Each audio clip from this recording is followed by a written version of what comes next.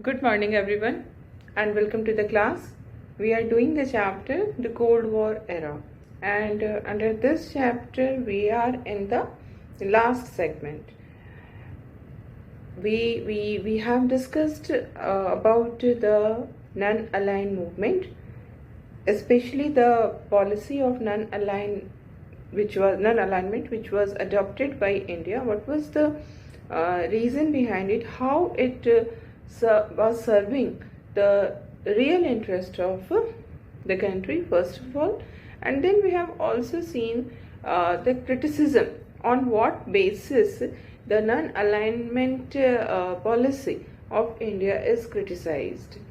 And now we are in the last segment of the chapter, that is relevance of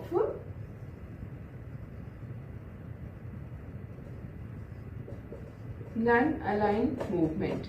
Non-aligned movement की relevance. Why this question is arising? Relevance का question आखिर क्यों arise हो रहा है? क्यों ये सवाल हो रहा है? क्यों इसके utility पर question mark आ रहा है? What is the reason behind it? अगर आज हम ये कुछ सवाल उठा रहे हैं कि क्या नाम relevant रह गया है, तो ये सवाल उठ क्यों रहा है? What is the reason behind this question? The reason is that we have seen the circumstance under which this non-aligned movement started. After the Second World War, after the end of the Second World War, what happened that two superpowers emerged, and these two superpowers were based on the two different ideologies, and there was rivalry, conflict and competition between these two superpowers, and this led to the starting of the Cold War. And with this Cold War, the whole world started to be divided into two blocks, that is US bloc and USSR bloc. And one more thing is there, that this division started from Europe, है ना?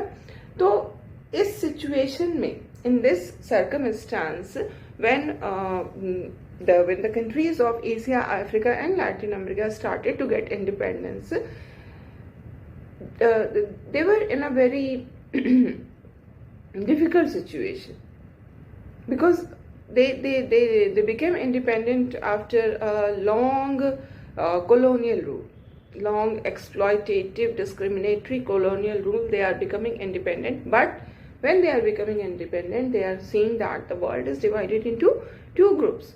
Now they have two options in front of them, either to join the US bloc or to join the USSR bloc. And it was very much clear to these newly independent countries that if they are going to join any of the group, then that will be the starting of the end of their freedom.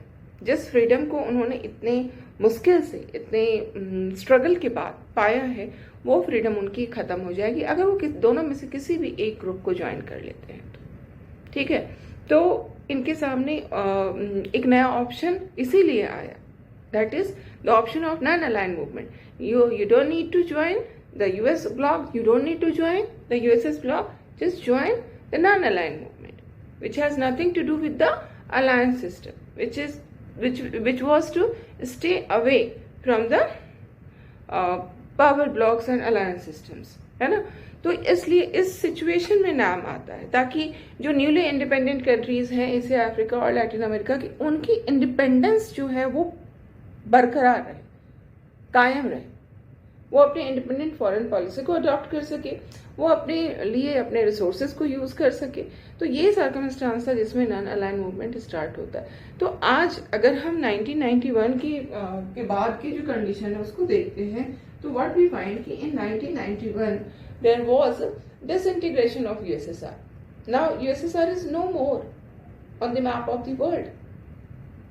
Only single superpower is left, that is US. So the world which used to be bipolar turned unipolar, है ना? 1991 में ये bipolar world जो था वो unipolar में बदल गया क्योंकि USSR का एंड हो जाता है. तो इसके साथ ही साथ क्या होता है, इस बाइपोलर से यूनिपोलर होते ही कोल्ड वॉर भी एंड हो जाता है. तो जब कोल्ड वॉर एंड हो गया, बाइपोलर वर्ल्ड नहीं रहा, वर्ल्ड का डिवीजन अब दो पार्ट में होने का सवाल ही नहीं है। जब दो पोल्स ही नहीं रहे तो फिर आखिर अब इस नॉन अलाइन मूवमेंट की जरूरत क्या है? क्योंकि कोल्ड वॉर तो है नहीं, अलायंस सिस्टम उस तरह का अब रह नहीं गया कि दो पार्ट में वर्ल्ड बट रहा है, तो फिर नॉन अलाइन मूवमेंट की रेलेवेंस कहाँ से रह जाती है? इसकी यूटिलिटी क्या है? That is the reason behind the question of its utility. क्यों इसकी यूटिलिटी, इसके रेलिवेंस के लिए क्वेश्चन मार्क बन रहा है? इसलिए बन रहा है क्योंकि सर्कमस्टांसेस जो हैं वो कम्प्लीटली चेंज हो गए हैं, और इसलिए कई बार ऐसा कहा जाता है कि अब नॉन अलाइन मूवमेंट की कोई रेलिवेंस नहीं रह गई है। It has nothing to, it has no role to play, it has nothing to do, because cold war is not there. जब कोल्ड वॉर नहीं है तो फिर नॉन अलाइनमेंट का भी कोई मतलब नहीं है। But this is not true. What we find that even in a unipolar world, there are so many reasons which make this non-aligned movement relevant. First of all, we must understand that there are some core values and some enduring ideas which are associated with NAM. नाम के कुछ core values हैं, कुछ enduring ideas, उनके साथ ही नाम की relevance जुड़ी हुई है. So what is the core value and enduring idea of non aligned movement? Core value and enduring ideas.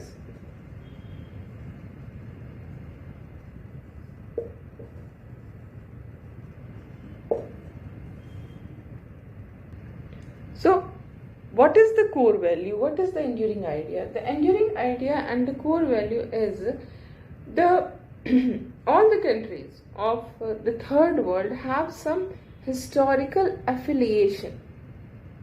They have something in common. They all were facing. They all faced the exploitative colonial rule. This is the common feature of all the third world countries. This is the element which is a uniting factor for all the third world countries. हम सब ने colonial rule को झेला है. We all have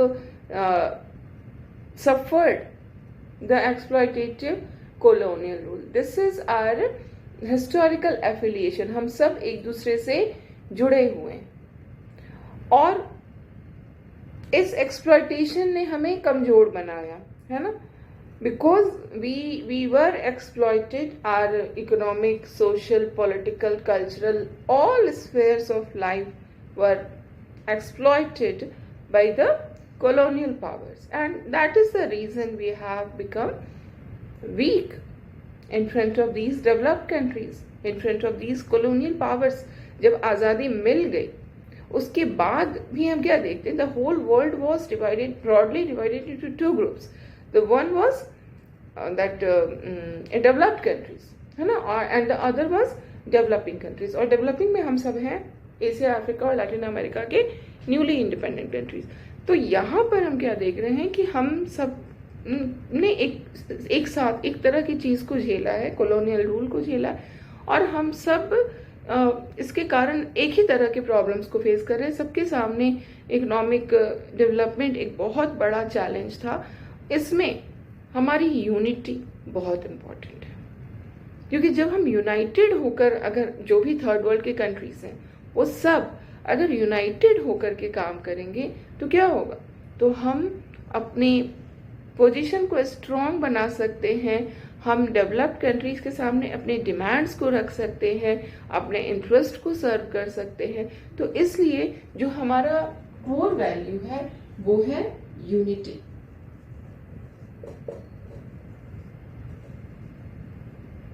unity of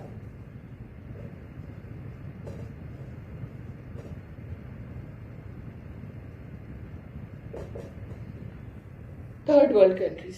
third world की जितने भी country हैं वो उनको एक साथ जुड़ के रहना है, क्योंकि अगर इन थर्ड वर्ल्ड कंट्रीज ने आपस में जिस तरह से ये नाम के कारण आपस में एक दूसरे से जुड़े हुए हैं, अगर ये जो जुड़ाव है ये खत्म हो जाएगा तो फिर इनकी स्ट्रेंथ भी खत्म हो जाएगी, क्योंकि यूनिटी में ही तो स्ट्रेंथ होती है ना।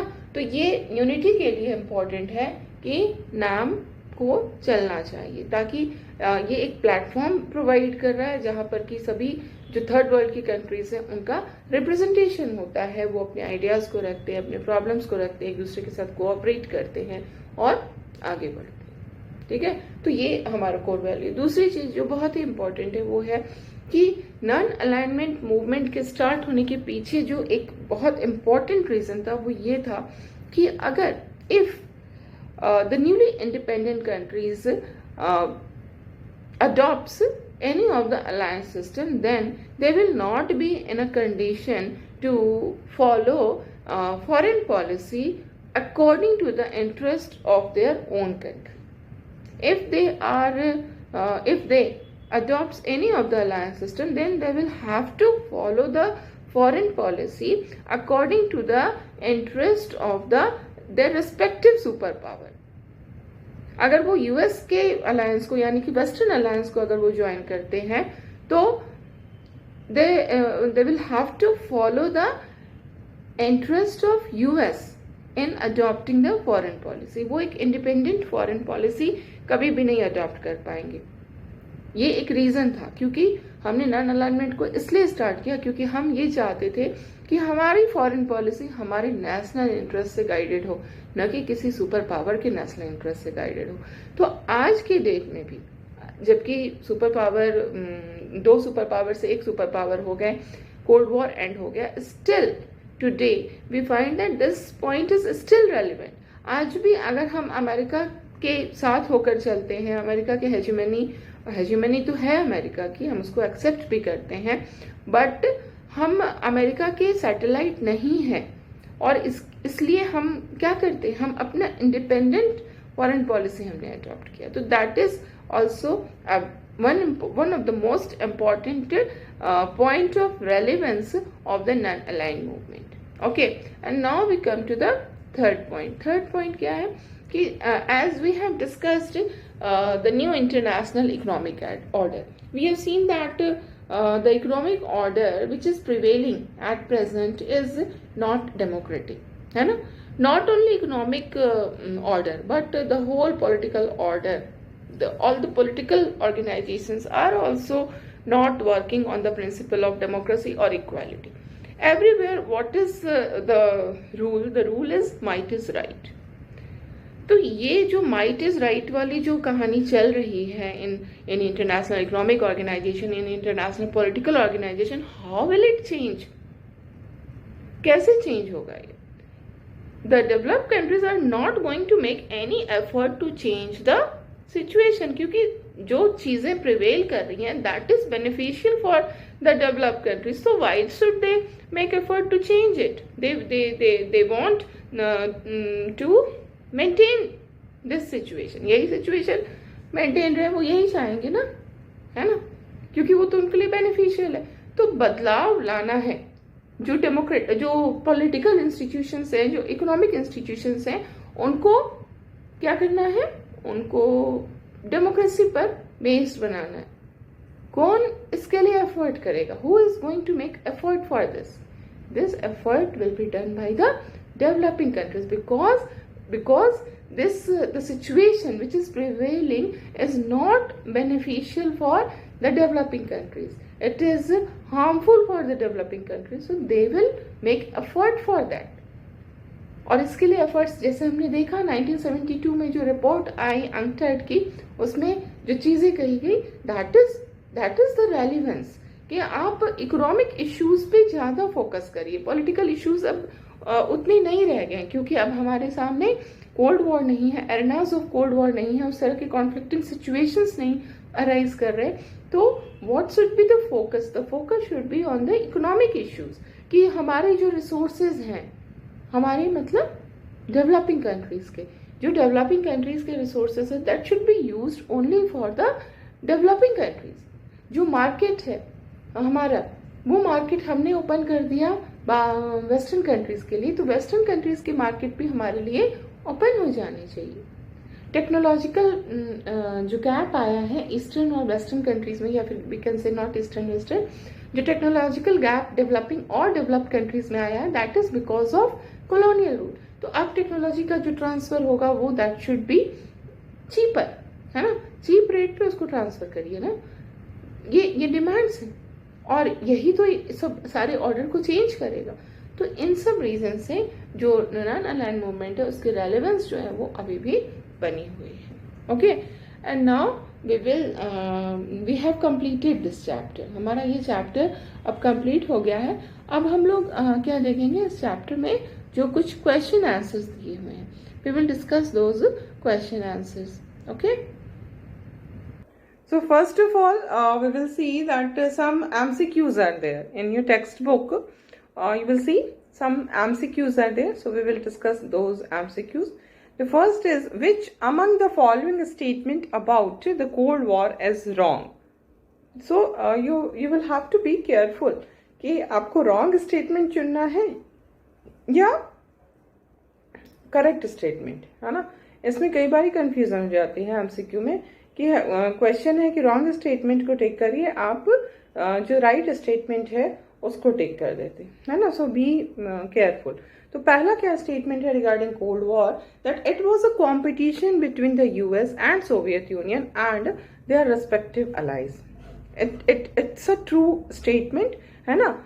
जो कोल्ड वॉर था वो क्या था, वो एक कंपटीशन था between US and USSR and उसके अलाइज के बीच में, है ना, वेस्टर्न और ईस्टर्न अलाइज के बीच में। तो ये करेक्ट है स्टेटमेंट, पहला सही है।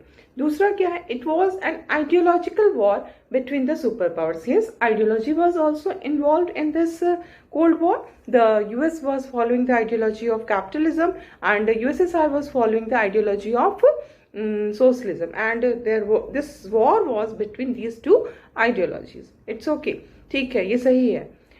Then the third is it triggered of an arms race. इस कोल्ड वॉर के कारण आर्म रेस स्टार्ट हो जाता है। ट्रिगर करना मतलब किसी चीज को स्टार्ट करना है। This cold war started arms race. This is also a correct statement because we have seen that cold war में क्या होता है, वॉर नहीं होता है ना, वॉर नहीं होता है, बट वॉर की तैयारी पूरी रहती है। ऐसा तैयारी करके रखना होता है कि कोई आप पे अटैक करने की सोच ही ना सके। That is logic of deterrence, कि अपने आप को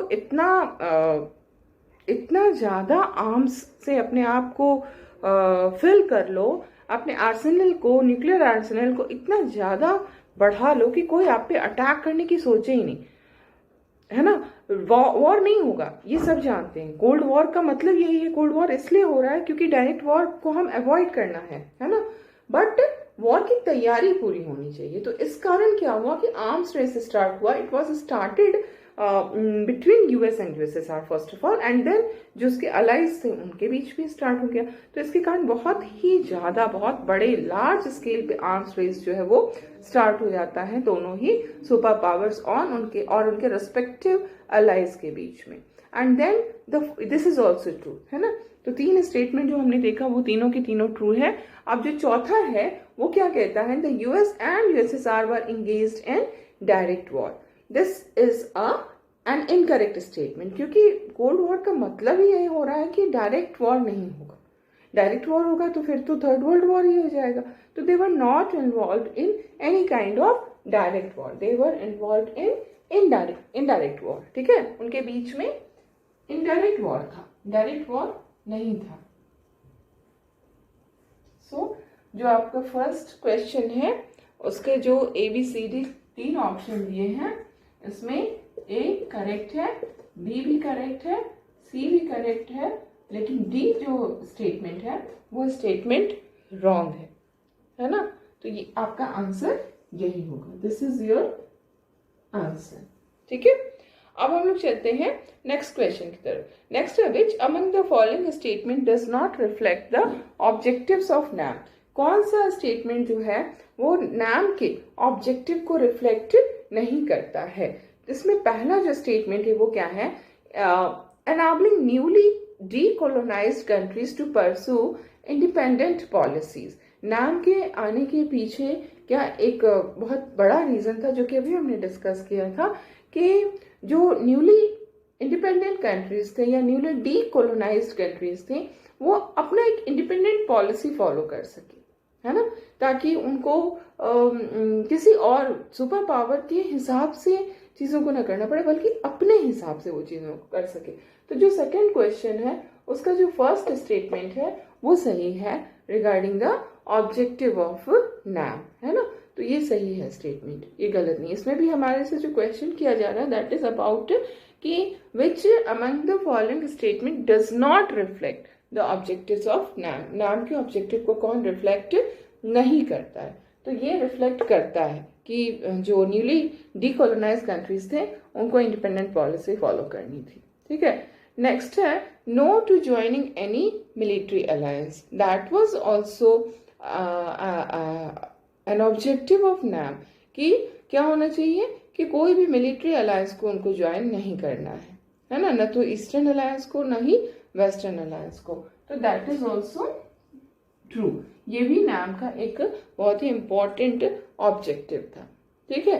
अब सी थर्ड वाला स्टेटमेंट क्या है, following a policy of neutrality on global issues, जो ग्लोबल इश्यूज हो रहे हैं, जो इंटरनेशनल पॉलिटिक्स में मैटर्स आ रहे हैं, उस पे आपको न्यूट्रलिटी की पॉलिसी फॉलो करनी है। This statement is not correct about the non-aligned movement because we have seen that non-aligned movement is not neutrality or isolationism.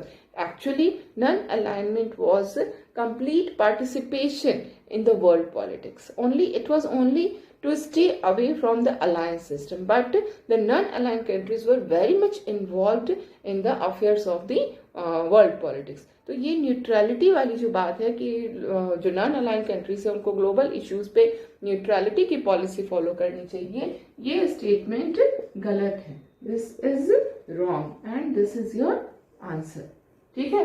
अब जो डी वाला स्टेटमेंट है वो क्या कहता है, focus on elimination of global economic inequalities. That is also one of the most important objectives of NAM, that whatever inequality was existing in global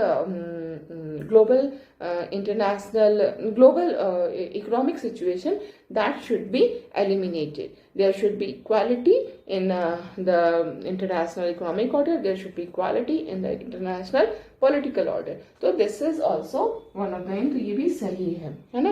अब हम लोग थर्ड वाले क्वेश्चन पे चलते हैं। थर्ड क्वेश्चन क्या कहता है, मार्क करेक्ट और wrong against each of the following statement that describe the features of the military alliances formed by the super powers. जो मिलिट्री अलायंसेज बने, सुपर पावर्स ने जो मिलिट्री अलायंसेज बनाए, उनके उसके फीचर्स के बारे में कुछ स्टेटमेंट्स हैं। आपको ये बताना है कि ये स्टेटमेंट करेक्ट है या इनकरेक्ट है। तो हर स्टेटमेंट को हम पढ़ के उसको डिस्कस करेंगे कि वो करेक्ट है या इनकरेक्ट है। पहला स्टेटमेंट है, member countries of the alliance system are to provide basis in their respective lands for the super powers. इसमें क्या है कि जो भी कंट्री अलायंस में जुड़ रहे हैं, अलायंस के पार्ट बन रहे हैं, उनको क्या करना होगा कि अपने जो सुपर पावर है, जिसकी भी अलायंस में वो ज्वाइन किया है उन्होंने, जो उनका रिस्पेक्टिव सुपर पावर है, उसके लिए उसको लैंड प्रोवाइड करना होगा ताकि उसकी टेरिटरी को मिलिट्री बेस के तरह से यूज किया जा सके by the super powers.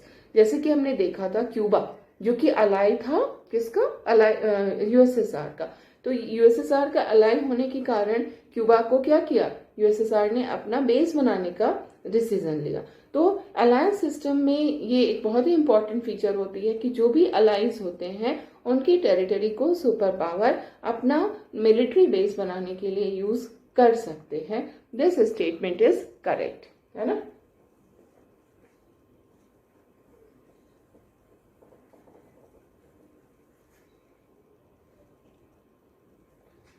Third में जो पहला स्टेटमेंट है वो करेक्ट है। मेन पर्पस ही ये होता था, है ना, अलायंस जो बनाए जाते थे वो इसी पर्पस से, एक one of the most important purpose ये होता था कि उनकी टेरिटरी को हम मिलिट्री बेस के लिए यूज कर सकते हैं, जो सुपर पावर्स है ना। अब सेकेंड स्टेटमेंट जो है वो क्या कहता है कि member countries to support the super powers both in terms of ideology and military strategy. अब जो मेंबर कंट्रीज है अलायंस के, उनको क्या करना होगा, सुपर पावर को सपोर्ट करना होगा दोनों ही तरह से, आइडियोलॉजी भी उनकी सपोर्ट करनी होगी और जो कुछ भी वो मिलिट्री स्ट्रेटेजी अडॉप्ट करेंगे आपको उसको सपोर्ट करना होगा। आइडियोलॉजी, अगर हम यूएस के ग्रुप में जा रहे हैं, यूएस के अलायंस सिस्टम में हमने उसमें मेंबर हम बन गए हैं, तो हमको कैपिटलिस्ट आइडियोलॉजी को ही सपोर्ट करना होगा। यूएस के साथ होकर के हम सोशलिस्ट आइडियोलॉजी को सपोर्ट नहीं कर सकते। If I am if the country is with US, then the country must support the ideology of capitalism, and not only this, the country must support each and every military strategy of the superpowers, क्योंकि वो जो कुछ भी कर रहे हैं उसको हो सकता है कि वो इमोरल हो, मॉरली रॉन्ग हो जो सुपर पावर कर रहे हैं, लेकिन फिर भी हमें उसको सपोर्ट करना होगा क्योंकि हम उसके अलाई हैं, है ना। तो ये भी सही है। जो सेकंड स्टेटमेंट है दैट इज ऑल्सो करेक्ट कि जो भी अलाइज होते हैं, मेंबर होते हैं, उनको अपने सुपर पावर के आइडियोलॉजी को और मिलिट्री स्ट्रेटजी को सपोर्ट करना पड़ता है। Okay, and now the third statement is when a nation attack any member country it is considered as an attack on all the member countries, as we have discuss this, है ना। अगर कोई भी एक country किसी एक जो भी अलायंस के मेंबर्स हैं, उस अलायंस के मेंबर में से किसी एक पर कोई अटैक करता है, तो that attack will be considered not as an attack on that country only, but that attack will be considered as an attack on all the countries. तो क्या होगा कि अब जब इस अटैक को माना जाएगा कि सब पे ये अटैक किया गया, ये सिर्फ उस पे अटैक नहीं, एक कंट्री पे अटैक नहीं है। अगर हमारे अलायंस के किसी भी एक मेंबर पे अटैक होता है तो वो अलायंस के हर मेंबर पे अटैक माना जाएगा, और तब उसका जो रिटेलिएशन होगा क्या होगा, वो मिलकर सब साथ में लेंगे, है ना। तो ये है अलायंस सिस्टम, ये भी हमारा करेक्ट स्टेटमेंट है। C is also correct. And now we come to the statement, fourth statement. Superpowers assist all the member countries to develop their own nuclear weapons. जो सुपर पावर्स होते हैं वो सारे member countries को help करते हैं ताकि वो अपने न्यूक्लियर वेपन को डेवलप कर सके। This is not a correct statement, क्योंकि सुपर पावर्स तो जैसा कि we have seen, NPT sign हुआ, nuclear non proliferation treaty, LTBT sign हुआ, limited test ban treaty, CTBT sign हुआ, कॉम्प्रिहेंसिव टेस्ट बैन ट्रीटी। ये सारे ट्रीटीज का पर्पस क्या था कि न्यूक्लियर वेपन के स्प्रेड को रोकना। जिनके पास न्यूक्लियर वेपन है, जैसे 1 जनवरी 1967 के पहले जिनके पास न्यूक्लियर वेपन है, बस उन्हीं के पास रहे, अब वो उससे ज़्यादा स्प्रेड ना करे। तो ये जो स्टेटमेंट है वो बिल्कुल गलत स्टेटमेंट है, जिसमें ये कहा जा रहा है कि सुपर पावर्स जो होते हैं वो चाहते हैं कि जो उनके मेंबर कंट्रीज हैं वो अपनी न्यूक्लियर वेपन को डेवलप करे। ये गलत स्टेटमेंट है, ये सही स्टेटमेंट नहीं है ना। तो this is a wrong statement, और we can say this is incorrect. Okay, and now we come to the next question number 4. Question 4 क्या कह रहा है? Here is a list of countries, right against each of these the bloc they belong to during the Cold War. जब cold war चल रहा था तो उस कोल्ड वॉर के दौरान ये किस ब्लॉक को बिलोंग करते थे कंट्रीज का नाम है Poland, France, Japan, Nigeria, south Korea, Sri Lanka. तो हम लोग देखेंगे कि कौन सी कंट्री किस ब्लॉक को बिलोंग करती थी। So first of all Poland was a country which was a part of Eastern Alliance. ठीक है, ये यूएसएसआर के साथ था पोलैंड। वॉर्सो पैक्ट, पोलैंड के जो कैपिटल था वो वॉर्सो था, वहीं पर वो पैक्ट हुआ था, तो it was with USSR. Then France was in the western alliance, ये अमेरिका के साथ था क्योंकि ये वेस्टर्न यूरोप का कंट्री है ना। Then C Japan was in the western alliance, ये अमेरिका के साथ था। सेकेंड वर्ल्ड वॉर में जो एंड हुआ था, जापान पे ड्रॉप किया गया था न्यूक्लियर बॉम्ब, उसके बाद वहाँ पर अलाइड फोर्सेस रही थी और यूएस की निगरानी में, सुपरविजन में ही वहाँ का कॉन्स्टिट्यूशन बना था। तो जापान जो था वो वेस्ट का अलाई बन गया था। देन डी में जो कंट्री है दैट इज नाइजीरिया। नाइजीरिया जो है वो एक नॉन अलाइंड कंट्री था, है ना। It has nothing to do with the alliance system. It was a non aligned country. Then E में जो हमारी कंट्री है that is North Korea. North Korea was a communist country, है ना, और ये इस तरह से किसके साथ था, ये ईस्टर्न अलायंस का एक पार्ट था। आज भी नॉर्थ कोरिया कम्युनिस्ट कंट्री है। और एफ में जो है वो श्रीलंका है। श्रीलंका भी जो है वो एक नॉन अलाइंड कंट्री था। ठीक है, तो इस तरह से ये हमारा लिस्ट हो गया। We will continue this discussion in the next class.